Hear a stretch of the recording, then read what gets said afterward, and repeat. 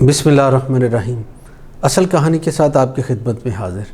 ناظرین، انسان زندگی میں جو کچھ کرتا ہے کامیابی کے لیے کرتا ہے، اور کامیابی کے لیے کئی پاپڑ بیلتا ہے، بہت سے لوگوں سے رہنمائی لیتا ہے، مشورہ لیتا ہے، اور پھر جا کے اسے کوئی راہ دکھائی دینے لگتی ہے۔ ایک اسی طرح کا شخص تھا، اسے تلاش تھی کہ کامیاب ہو زندگی میں، بار بار ٹھوکر کھاتا تھا، کوئی راستہ نہیں ملتا تھا زندگی میں، اسے لگتا تھا کہ مایوسیاں ہی مایوسیاں ہیں۔ کسی نے مشورہ دیا کہ ایک دانا اس بستی میں رہتا ہے قریب والی میں، تو وہاں پہ جا کے اس سے مشورہ کرو۔ وہ شخص ناکامیوں کا مارا جب اس دانا کے پاس گیا تو دانا نے کہا کہ اپنے ایک ہاتھ میں چونا اور دوسرے ہاتھ میں مکھن رکھو تو زندگی میں کامیابی حاصل کرو گے۔ جہاں ضرورت پڑے ان میں سے کوئی ایک استعمال کر لو، اور اگر معاملہ زیادہ ہی سنگین ہو تو دونوں استعمال کر لو۔ آپ میری بات اگر نہیں سمجھے تو میں آپ کو آگے جو کہانی بتاؤں گا اس میں اس کے سمجھنے کا سارے عناصر موجود ہوں گے۔ ہوا یہ کہ 3 ماہ سے لاہور ہائی کورٹ کہہ رہا تھا کہ جناب توشہ خانہ کی تفصیلات جو ہیں وہ سامنے لائی جائیں اور عدالت میں پیش کی جائیں۔ ہر بار کہا جاتا تھا کہ یہ اسٹیٹ کا سیکرٹ ہے، اس سے بیرونی ملکوں کے ساتھ ہمارے جو تعلقات ہیں وہ خراب ہو جائیں گے۔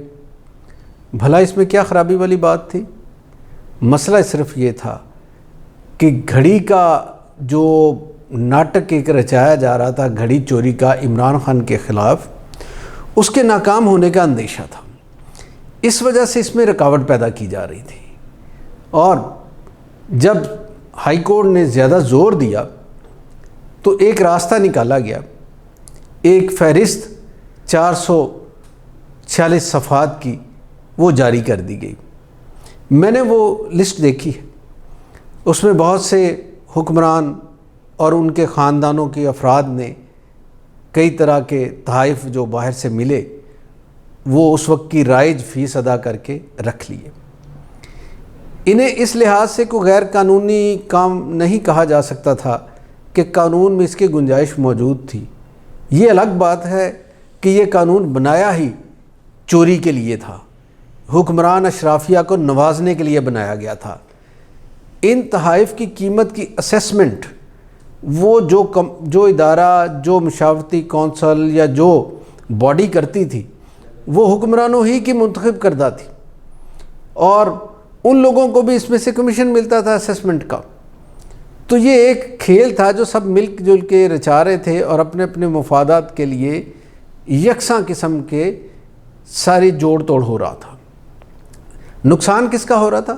نقصان عام آدمی کا ہو رہا تھا جو اس اسٹیٹ کا مالک ہے، جس کے نام سے حکومتیں جس اختیار استعمال کرتی ہیں اس کا نقصان ہو رہا تھا۔ خزانہ کس کا لٹ رہا تھا؟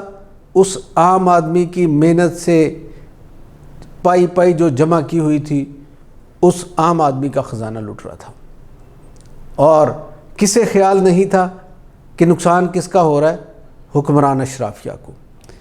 حکمران اشرافیہ میں کون لوگ تھے اس وقت کے؟ صدور، وزرائے اعظم، وزراء، ان کے وفد میں شامل اعلیٰ سرکاری افسران، ان کے مشیر، ان کے مہمان، ان کے گھر کے افراد، اور بھی کچھ لوگ۔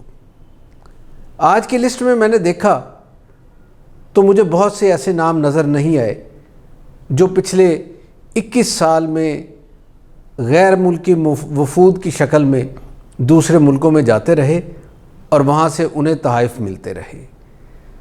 اگر تو ان کے سب کے نام ہوتے تو ہم بلا شبہ کہہ سکتے تھے کہ یہ شفاف ہے فہرست، لیکن ان کے نام نہ دیکھ کے اور وقتاً فوقتاً جو میڈیا پہ تفصیلات آتی رہی ہیں ان میں تحائف کا کچھ ذکر بھی ہوتا رہا، ان تحائف کی اور ان تفصیلات کو نہ پا کے مجھے یہ لگا کہ شاید کچھ لوگوں کو اب بھی بچا لیا گیا ہے۔ کیوں بچا لیا گیا ہے؟ اس وجہ سے کہ ان کی طرف تنقید نہ آئے۔ جو لوگ اس وقت ہر ادارے، ہر شخص اور ہر ذمہ دار، ہر سیاستدان کو قانون کے کٹہرے میں لانے کا مطالبہ کر رہے ہیں، وہ مطالبہ شدت نہ پکڑ لے۔ اور ہم نے دیکھا مسلم لیگ کے بارے میں چونکہ خاص نرم گوشہ ظاہر کیا جا رہا ہے بہت سے حلقوں کی طرف سے، تو مسلم لیگ کی موجودہ جو قیادت ہے اسے ملنے والے تحائف کا کچھ حصہ بھی مجھے لگتا ہے کہ جیسے گول کر دیا گیا ہے۔ ان ممالک سے بہت سے تحائف ملتے رہے انہیں جن کے ساتھ یہ کلیم کرتے رہے کہ ہمارے بہت اچھے تعلقات ہیں، جن ملکوں میں انہوں نے سرمایہ کاری کر رکھی تھی اور جن کا ان کے ہاں آنا جانا تھا۔ تو یہ تفصیلات نہ پا کے مجھے لگا کہ یہ فہرست مکمل نہیں ہے۔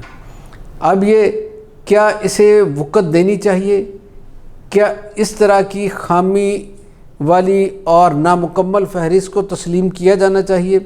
پھر یہ بھی بات ہے کہ عدالت کی طرف سے کہا گیا کہ 1947 سے لے کے اب تک اس کی تفصیلات دی جائے، جبکہ حکومت ہمیں دے رہی ہے سن 2002 سے لے کے 2023 تک کی فہرستیں۔ تو یہ فہرستیں بھی نامکمل اور پھر پچھلی فہرستیں جو ہیں وہ تو بالکل ہی نہیں دی گئی۔ تو پاکستان کے لوگوں کا یہ حق بنتا ہے کہ ان کو بتایا جائے، انہیں پتہ ہو کہ ان کے نام سے ووٹ لینے والے ان کے خزانے کے ساتھ کیا کھلواڑ کرتے رہے، اور جو قوانین انہوں نے اپنے مطلب کے لیے، اپنے مفاد کے لیے بنائے، ان کا استعمال کرتے ہوئے کس طرح سے اپنے گھر بھرتے رہے۔ اور اگر چونا اور مکھن والی کہاوت پھر آپ کے ذہن میں آئے تو سمجھ لیجئے کہ جو قابو آ جاتا ہے وہ یا تو با اختیار لوگوں کو چونا لگاتا ہے اور یا پھر مکھن۔